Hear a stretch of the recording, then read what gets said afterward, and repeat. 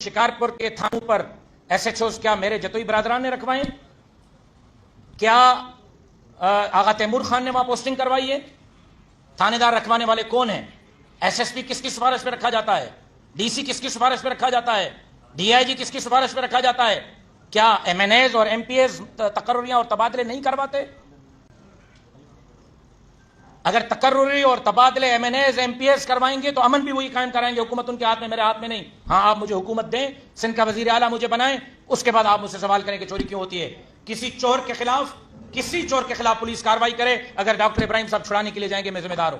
باقی گندے انڈے ہر ٹوکری میں بیٹھے ہوتے ہیں، اس کا ذمہ دار آپ سردار کو ڈال کر اسٹیٹ کو کیسے مبرہ کر سکتے ہیں؟ سرداران تو کہتے ہیں آج امن جرگے میں کہہ رہے ہیں کہ بہرحمانہ کاروائی کریں، کیوں نہیں کر رہے؟